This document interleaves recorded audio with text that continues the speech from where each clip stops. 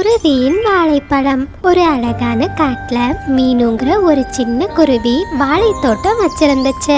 அந்த குருவி ரொம்பவே சுறுசுறுப்பானது. அது ரொம்ப நல்லா தன்னோட வாழை தோட்டத்தை பராமரிச்சுக்கிட்டு இருந்துச்சு.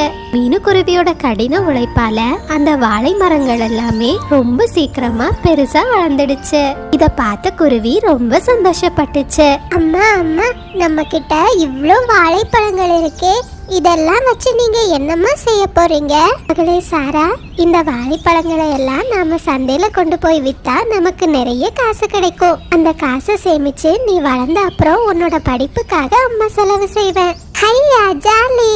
அம்மா, அப்படின்னா நானும் உங்களுக்கு உதவி செய்றேன். மீனு குருவியும் அந்த காட்டோட நடுப்பகுதியில ஒரு சின்ன கடைய போட்டுச்சு. அந்த கடையில தான் பொண்ணோட சேர்ந்து வாழைப்பழங்களை விற்பனை செய்து வந்துச்சு. இந்த மாதிரியே ஒவ்வொரு நாளும் அந்த குருவியோட வியாபாரம் ரொம்ப சிறப்பா நடந்துகிட்டு இருந்துச்சு. ஒரு நாள் பக்கத்து காட்டுல இருந்து சீலோங்கிற ஒரு கழுகு மீனுவோட வாழை தோட்டத்துக்கு வந்துச்சு. ஹே குருவி, நான் பக்கத்து காட்டுல பழக்கடை வச்சிருக்கேன். என்னோட கடைக்கு வாழைப்பழங்கள் தேவைப்படுது. ஆமா, நீ ஒரு கூடை வாழைப்பழத்துக்கு எவ்வளவு காசு வாங்குவ? ஐயா, நான் ஒரு கூடை வாழைப்பழத்துக்கு 40 ரூபாய் வாங்குவேன். என்னோட வாழைப்பழங்கள் ரொம்ப ருசியா இருக்கும். நான் இதை இயற்கையான முறையில தயார் செய்றேன். அப்படின்னா நாளைக்கு என்னோட வேலைக்காரனை நான் உன்னோட தோட்டத்துக்கு அனுப்பி வைக்கிறேன். அவன்கிட்ட காசும் கொடுத்து விடுறேன். நீ ஒரு கூடை நிறைய வாழைப்பழங்களை என்னோட வேலைக்காரனுக்கு கொடுத்துடு. சரிங்கய்யா, நான் அப்படியே செய்றேன். நாளைக்கு ஒரு கூடை நிறைய வாழைப்பழங்களை எடுத்துட்டு நான் தயாரா இருக்கேன். அப்படியே மறுநாள் காலையில வந்துச்சு. சீலோ கழுகு தன்னோட வேலைக்காரனான காலு காகத்தை கூப்பிட்டு இப்படி சொல்லுச்சு. ஹே காலு, பக்கத்து காட்டுல மீனுங்கிற ஒரு குருவி வாழைப்பழ வியாபாரம் பண்ணுது. அது கிட்ட போய் ஒரு கூடை நிறைய வாழைப்பழங்களை நான் சொன்னேன்னு வாங்கிட்டு வா அப்படின்னு தன்னோட முதலாளி சொன்னதுமே காலுக்காகவும் மீனுவோட தோட்டத்தை நோக்கி போச்சு. ஹே குருவி, என்னோட முதலாளி ஒரு கூடை நிறைய வாழைப்பழங்களை கொண்டு வர சொன்னாரு. தெரியும் காகமே, நேற்றுக்கே உங்க முதலாளி என்கிட்ட எல்லா விஷயத்தையும் சொல்லிட்டாரு.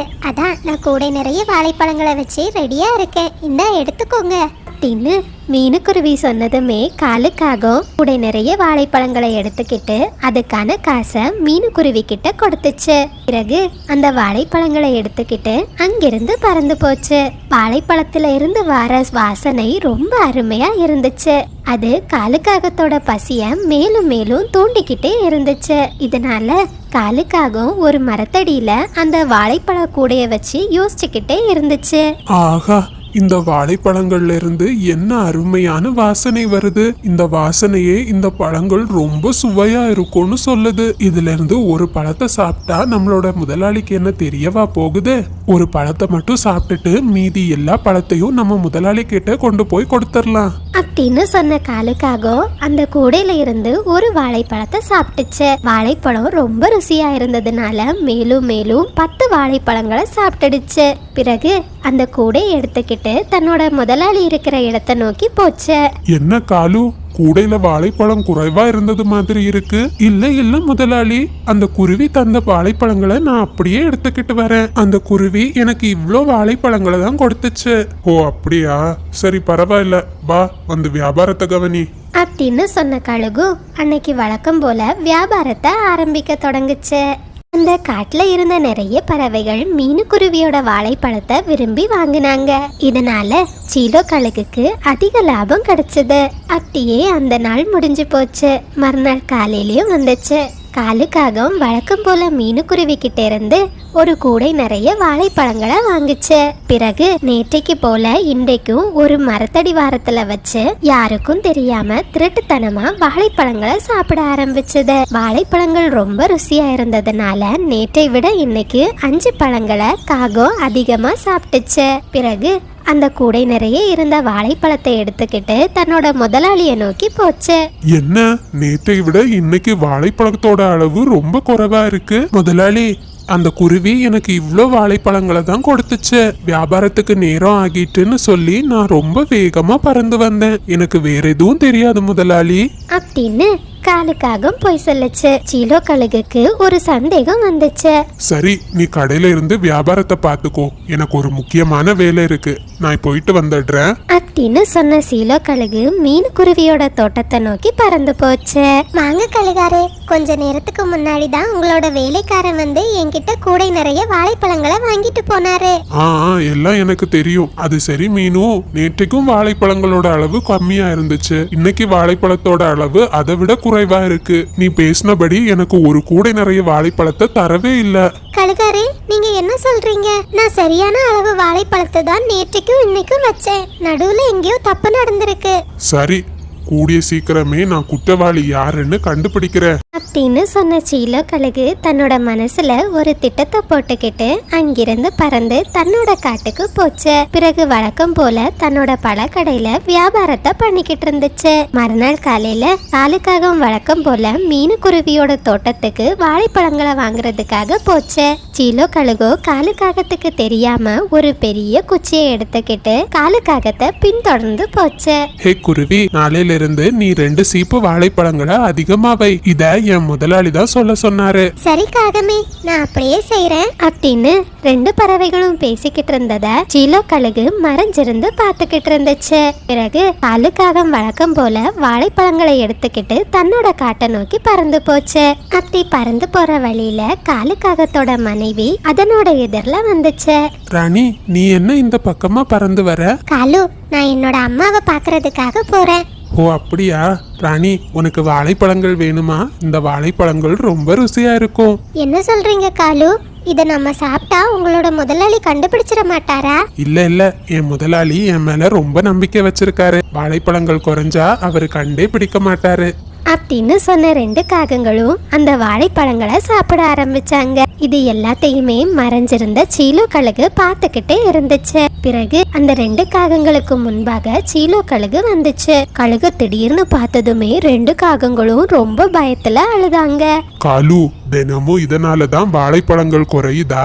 உன் மேல நான் எவ்வளவு நம்பிக்கை வச்சிருந்தேன். முதலாளி ஐயா, நான் இன்னைக்கு தான் இந்த வாழைப்பழங்களை முதல் முறையா ருசி பார்க்கிறேன். இன்னைக்கு தான் தவறு நடந்து போச்சு. தயவு செஞ்சு எங்களை மன்னிச்சிடுங்க. ஆமா முதலாளி ஐயா, நீங்க என்னையும் மன்னிச்சிடுங்க. நான் இன்னைக்கு தான் இந்த வாழைப்பழங்களை சாப்பிட்டேன். காலு, இனிமே நீ சொல்ற பொய்ய நம்புறதுக்கு நான் தயாரா இல்ல. நீ செய்த தப்புக்கு 1 மாசத்துக்கு என்கிட்ட சம்பளமே இல்லாம வேலை பார்க்கணும் அப்படின்னு சொன்ன சீலோ கழுகு காலுக்காகத்தை பலமா அடிக்க ஆரம்பிச்சது. ராணிக்காகமோ பயத்துல அங்கிருந்து வேகமா பறந்து போயிடுச்சு. பிறகு சீலோ கழுகு காலுக்காகத்தை கூட்டிக்கிட்டு மறுபடியும் தன்னோட கடைக்கு பறந்து போச்சு. குழந்தைகளே, இந்த நிகழ்வை தான் நம்மளோட முன்னோர்கள் சொல்லுவாங்க, பல நாள் திருடன் நிச்சயமா ஒரு நாள் பிடிபடுவான். மற்றும் சிறிய ஆரஞ்சு மரங்களின் கதை. ஒரு அழகான காட்டுல மீனுங்கிற குருவியும் ராணிங்கிற காகமும் நீண்ட நாட்களா நல்ல நண்பர்களா இருந்தாங்க.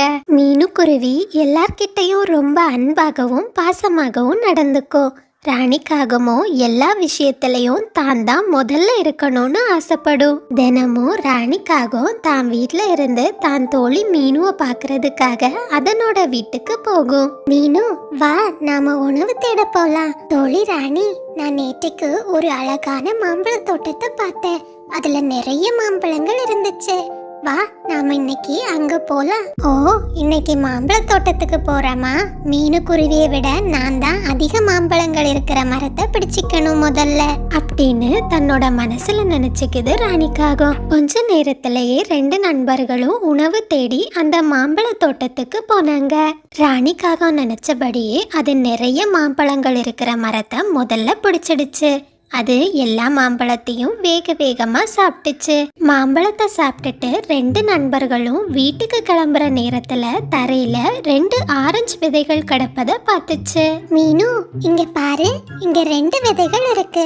ஆமா, இந்த விதையில இருந்து என்ன பழம் வரும்? ராணி, இத பார்த்தா ஆரஞ்சு பழத்தோட விதை மாதிரி தெரியுது. நம்ம ஆளுக்கு ஒரு விதையை எடுத்துக்கலாம். நாம வீட்ல இத நெட்டோம்னா இது கொஞ்ச காலத்திலேயே பெரிய மரமா வளர்ந்துடும். ஓ அப்படியா? அப்படின்னா மீனு, நான் இந்த பெரிய விதையை எடுத்துக்கிறேன். வா இத நாம சீக்கிரம் நம்மளோட வீட்ல நட்டு வைக்கலாம். இந்த மாதிரி பேசிக்கிட்ட ரெண்டு நண்பர்களும் ஆரஞ்சு விதையை எடுத்துக்கிட்டு அவங்களோட வீட்டை நோக்கி போனாங்க. மீனுக்குருவி அந்த ஆரஞ்சு விதைய தன்னோட வீட்டு முன்னாடி நட்டுச்சு. அந்த ஆரஞ்சு விதைக்கு நிறைய தண்ணீரும் ஊத்துச்சு. ராணிக்காகமும் அந்த விதைய தன்னோட வீட்டு முன்னாடி விதைச்சது. இப்படியே கொஞ்ச நாட்கள் கடந்து போச்சு. மீனுக்குருவியோட ஆரஞ்சு செடி இப்போ நல்லா வளர்ந்துருந்துச்சு. மீனுக்குருவி அந்த செடிக்கு நிறைய உரத்தையும் தண்ணீரையும் விட்டுச்சு. அதே சமயத்துல ராணிக்காகவும் தன்னோட ஆரஞ்சு செடியை எவ்வளோதான் பராமரிச்சாலும் அது சரியா வளரவே இல்லை. அது ரொம்ப குட்டையா இருந்துச்சு. ஒரு நாள் வழக்கம் போல ராணிக்காகவும் மீனுக்குருவிய பார்க்கறதுக்காக அதனோட வீட்டுக்கு போச்சு. அந்த சமயத்துல அது மீனுக்குருவியோட ஆரஞ்சு செடிய பார்த்துச்சு. தோழி ராணி, என்ன கொஞ்ச நாளா நீ என் வீட்டுக்கே வரல, என்ன ஆச்சு? அதுவா மீனு, என் ஆரஞ்சு செடிய சீக்கிரமா வளர வைக்கிறதுக்காக நான் நிறைய தண்ணீர் ஊற்றி அதை பக்கத்துல இருந்து பாத்துக்கிட்டேன். அதனால தான் உன் வீட்டு பக்கம் வர முடியல. ஆனா என் ஆரஞ்சு செடியை விட உன் ஆரஞ்சு செடி பெருசா வளர்ந்துருக்கு. ஆமா, இதை இவ்ளோ பெருசா வளர வைக்க நீ என்ன செய்யற? காலையில தண்ணீர் ஊற்றுற, சாயந்தர நேரத்துல உரம் போடுற, அவ்வளோதான் நான் பண்றேன். நீயும் உன் செடிக்கு இதையே ட்ரை பண்ணு, கண்டிப்பா பெருசா வளரும். ஓகே சரி மீனு, என் செடிக்கும் இதை நான் ட்ரை பண்றேன். ட்ரை பண்ணிட்டு ரிசல்ட் எப்படி இருக்குன்னு உன்கிட்ட சொல்றேன். இப்போ நான் வீட்டுக்கு கிளம்புறேன். அப்படி சொல்லிட்டு ராணிக்காகவும் அங்கிருந்து பறந்து போச்சு. வீட்டுக்கு வந்த ராணிக்காகமும் மீனுக்குருவி சொன்னபடியே தன்னோட ஆரஞ்சு செடிக்கு நிறைய உரத்தையும் தண்ணீரையும் ஊற்றுச்சு. இப்படியே 6 நாட்கள் கடந்து போச்சு. ஒரு நாள் இரவு ராணிக்காகவும் தான் வீட்ல இருந்து வெளியே வந்து தன்னோட ஆரஞ்சு செடிய பார்த்துச்சு. ஆரஞ்சு செடியில எந்த ஒரு மாற்றமும் வரல. இத பார்த்த ராணிக்காகத்துக்கு ரொம்பவே கோபம் வந்துச்சு. அட என்ன இது, மீனுக்குருவிக்கு மட்டும் உரம் போட்டா செடி நல்லா வளருது, எனக்கு மட்டும் என்ன செய்தாலும் வளர மாட்டேங்குது. அந்த மீனுக்குருவியை விட நான் தான் எல்லா விஷயத்திலையும் ஃபர்ஸ்டா இருக்கணும். இந்த ஆரஞ்சு செடி விஷயத்திலையும் அப்படிதான் இருக்கணும். ஏன் ஆரஞ்சு செடி மீனுக்குருவியோட ஆரஞ்சு செடியை விட பெருசா இருக்கணும். இப்போ என்ன பண்ணலாம் அப்படின்னு யோசிச்ச ராணிக்காகவும் கையில ஒரு மண்வெட்டியை எடுத்துக்கிட்டு மீனுக்குருவியோட வீட்டை நோக்கி போச்சு.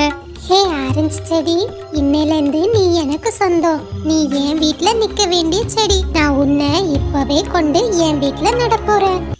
ராணிக்காகமும் மெதுவா சத்தமே இல்லாம அந்த மண்வெட்டியால மீனுக்குருவியோட ஆரஞ்சு செடியை எடுத்துச்சு. கொஞ்ச நேரத்திலேயே அது சத்தமே இல்லாம ஆரஞ்சு செடியை எடுத்துக்கிட்டு அதனோட வீட்டுக்கு பறந்து போச்சு. ரொம்பவே வேகமா தான் எடுத்துக்கிட்டு வந்த ஆரஞ்சு செடிய அதனோட வீட்டுல நட்டு வச்சது. தன்னோட ஆரஞ்சு செடியை எடுத்துக்கிட்டு அது மறுபடியும் மீனுக்குருவியோட வீட்டுக்கு போச்சு. ராத்திரியோட ராத்திரியா மீனுக்குருவியோட ஆரஞ்சு செடி நின்ன இடத்துல ராணிக்காகவும் தன்னோட ஆரஞ்சு செடிய நட்டு வச்சிடுச்சு. மறுநாள் காலையில தூக்கத்துல இருந்து முழிச்ச மீனுக்குருவி தன்னோட ஆரஞ்சு செடி குட்டையா இருக்கிறத பார்த்து ரொம்ப கவலைப்பட்டுச்சு. என்னோட ஆரஞ்சு செடிக்கு என்ன ஆச்சு? ஏன் இப்படி திடீர்னு குட்டையாயிடுச்சு? ஒண்ணுமே புரியலையே. மீனுக்குருவி இந்த மாதிரி குழப்பமா பேசிக்கிட்டு இருந்த நேரம் ராணிக்காகவும் அங்க வந்துச்சு. தோழி மீனு, உனக்கு ரொம்ப நன்றி. நீ சொன்னபடியே உரமும் தண்ணீரும் என்னோட செடிக்கு ஊற்றுனேன். அது இப்போ நல்லா வளர்ந்துருக்கு. ஓ அப்படியா, ரொம்ப சந்தோஷம் ராணி. ஆனா என்னோட செடிக்கு தான் என்ன ஆச்சுன்னு தெரியல, திடீர்னு குட்டையாயிடுச்சு. அட ஆமா மீனு, நானும் இப்பதான் உன் செடிய பாக்குறேன். ரொம்ப குட்டையாயிடுச்சுல. சரி, உன் செடிய பத்திரமா பாத்துக்கோ. அப்படி சொன்ன ராணிக்காகவும் தான் மீனுக்குருவியை ஏமாற்றிட்டோங்கிற சந்தோஷத்துல அங்கிருந்து பறந்து தன்னோட வீட்டுக்கு போச்சு. அந்த சமயத்துல ராணிக்காகத்தோட வீட்டு பக்கமா மிட்டுக்கிளி வந்துச்சு. அட ராணி, உன்னோட ஆரஞ்சு செடி திடீர்னு இப்படி வளர்ந்துடுச்சு. இத பாக்குறதுக்கு அப்படியே மீனுக்குருவியோட ஆரஞ்சு செடி மாதிரியே இருக்கு. இது என்னோட ஆரஞ்சு செடி. நான் இதுக்கு உரமும் தண்ணீரும் அதிகமா போட்டேன், அதனால தான் இப்படி வளர்ந்துருக்கு. ஓஹோ அப்படியா, உன் செடியே இவ்ளோ பெருசா வளர்ந்துருக்குன்னா மீனுக்குருவியோட செடி இதை விட அதிகமா வளர்ந்துருக்கும். நான் மீனுக்குருவியோட செடியை பார்த்துட்டு வரேன். அப்படி சொன்ன மிட்டுக்கிளியும் மீனுக்குருவியோட வீட்டுக்கு போச்சு. அட மீனு, உன் செடிக்கு என்ன ஆச்சு? திடீர்னு குட்டையாயிடுச்சு. எனக்கு தெரியல மிட்டு. நான் நைட்டு தூங்க போகும்போது என் செடி நல்லா தான் இருந்துச்சு. காலையில எழும்பி பார்த்தா என் செடி திடீர்னு குட்டையாயிடுச்சு. ஓஹோ, அப்ப ராணி காகத்தோட செடி திடீர்னு வளர்ந்ததுக்கு இதுதான் காரணமா இருக்கும். மீனு, நீ என் கூட வா, நான் உனக்கு உன்னை காட்டி தரேன். அப்படி சொன்ன மிட்டு கிளி மீனு குருவிய கூட்டிக்கிட்டு ராணி காகத்தோட வீட்டுக்கு போச்சு. ராணி காகத்தோட ஆரஞ்சு செடிய பார்த்ததுமே மீனு குருவிக்கு ரொம்ப அதிர்ச்சி ஆகிடுச்சு. அது ராணி காகத்துக்கிட்ட கேட்டுச்சு, ராணி, நீ உண்மையே சொல்லு, ராத்திரியோட ராத்திரியா நீ 2 ஆரஞ்சு செடிகளையும் மாற்றிட்டதானே? அதனால தான் இப்போ ஏன் ஆரஞ்சு செடி சின்னதா மாறி இருக்கு. ஆஹா, இது நல்ல கதையா இருக்கு. உன்னோட ஆரஞ்சு செடி சின்னதாகிடுச்சுன்னு நீ ஏன் மேல பழிய போடுறியா? ஒழுங்கா இங்க இருந்து போயிடு, இல்ல உன் சின்ன ஆரஞ்சு செடியும் நான் பிச்சு எரிஞ்சிடுவேன் பாத்துக்கோ. ராணிக்காக இப்படி சொன்னதுமே மீனு குருவி பயந்துகிட்டு அங்கிருந்து பறந்து போயிடுச்சு.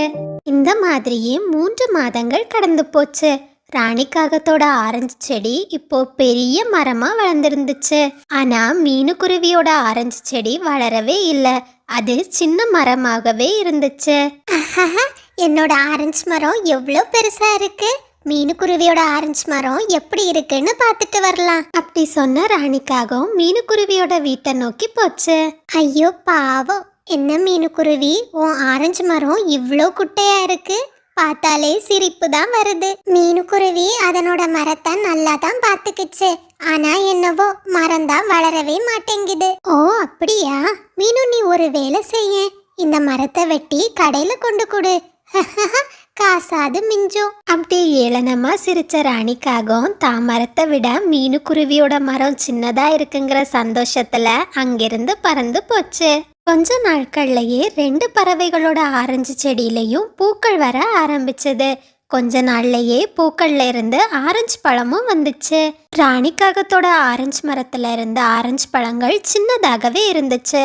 ஆனா மீனு குருவியோட மரத்துல பெரிய ஆரஞ்சு பழங்கள் விளைஞ்சிச்சு. ஆரஞ்சு பழங்கள் பழுத்திருக்குன்னு விஷயம் தெரிஞ்ச பறவைகள் மீனு குருவியோட வீட்டுக்கு வந்தாங்க.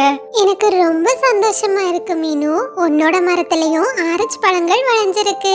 நான் இந்த மரத்தோட பழங்களை சுவை பார்க்கலாமா? கண்டிப்பா மிட்டு, உங்க கூட சேர்ந்து நானும் இப்பதான் முறையா இந்த மரத்தோட கனிய சுவை பார்க்க போறேன், வாங்க. அப்படி பேசிக்கிட்ட பறவைகள் ஆரஞ்சு பழங்களை சாப்பிட ஆரம்பிச்சாங்க. ஆரஞ்சு பழங்கள் ரொம்ப இனிப்பாகவும் தேனோட சுவையிலையும் இருந்துச்சு. அந்த சமயத்துல ராணிக்காகவும் பறவைகளை தன்னோட மரத்தின் கனிகளை சாப்பிடுறதுக்காக கூப்பிட வந்துச்சு. நண்பர்களே, நீங்க ஏன் இந்த மரத்தோட பக்கத்துல வந்தீங்க? என் மரத்துல நிறைய கனிகள் இருக்கு, வாங்க என் மரத்தோட கனிகளை சுவைச்சு பாருங்க. அப்படி பேசிக்கிட்ட பறவைகளோ ராணிக்காகவும் கூட அதனோட ஆரஞ்சு பழங்களை சுவைக்கிறதுக்காக போச்சு. ஆரஞ்சு பழங்களை சாப்பிட்ட பறவைகளோ அது ரொம்பவே கசப்பா இருந்துச்சு, சாப்பிடவே முடியல. பறவைகள் 2 பேரும் அந்த ஆரஞ்சு பழங்களை தூக்கி தூர போட்டுட்டாங்க. துத்து, என்ன பழம் இது, இவ்ளோ கசப்பா இருக்கு? இதுவரை இவ்ளோ கசப்பான பழத்தை நான் சாப்பிட்டதே கிடையாது. சரியா சொன்ன மிட்டு, எவ்வளோ கசப்பா இருக்கு, சாப்பிடவே முடியல. ராணி, எங்களுக்கு இந்த பழம் வேண்டாம், நீயே சாப்பிடு, நாங்க மீனு குருவியோட பழத்தையே சாப்பிட்றோம். அப்படி சொல்லிட்டு 2 பறவைகளும் அங்கிருந்து பறந்து போயிட்டாங்க. தன்னோட குணத்தால தான் தனக்கு இப்படி நடந்துச்சுன்னு நினைச்சு ராணிக்காகவும் ரொம்ப அழுதுச்சு. எல்லாம் என் தப்பு தான். மீனு குருவியை விட மேல இருக்கணும்னு ஆசைப்பட்டு நானே எனக்கு கிடைச்ச மரத்தை தவற விட்டுட்டேன். அதே சமயத்துல மீனு குருவி தன்னோட ஆரஞ்சு பழங்களை மார்க்கெட்ல கொண்டு போய் வித்துச்சு. அதுல கிடைச்ச காசுல தனக்குன்னு ஒரு பெரிய வீட்டையும் கட்டிக்கிச்சு. பசங்களா, இந்த கதையில வர ராணி காகத்தை மாதிரி நம்மள பல பேரு மற்றவர்களின் வாழ்க்கையோட தன்னோட வாழ்க்கையை ஒப்பிட்டு பார்த்துக்கிட்டே தன்னோட வாழ்க்கையில கிடைக்கிற நிறைய நல்ல விஷயங்களை இழந்துகிட்டே இருப்பாங்க. அதனால என்னைக்குமே நம்மோட வாழ்க்கைய அடுத்தவங்க கூட ஒப்பிட்டு பார்க்கிற நண்பர்களே, இது சப்ஸ்கிரைபர் விருப்பத்திற்கான நேரம். நித்யஸ்ரீ, யாஷிகா 2 குட்டீஸ்க்கும் ஒரு பெரிய ஹாய். பர்ஜி, கனிஷ்கா 2 குட்டீஸ்க்கும் ஒரு பெரிய ஹாய். குட்டி, கப்பிதாஸ், வாசுகி, தேவகுமார் எல்லா குட்டீஸ்க்கும் ஒரு பெரிய ஹாய். ஹேமா, யாஷ்வி 2 குட்டீஸ்க்கும் ஒரு பெரிய hi. Hi Ashmitha Sri, hi Padmanabhan, hi Sasi. Sanjeevi, உங்களுக்கு இனிய பிறந்த நாள் நல்வாழ்த்துக்கள். வாழ்க்கையில் எல்லா வளங்களையும் பெற்று நலமுடன் வாழ வாழ்த்துகிறேன். நீங்கள் அனைவரும் அளித்து வரும் அன்புக்கும் ஆதரவுக்கும் மிக்க நன்றி.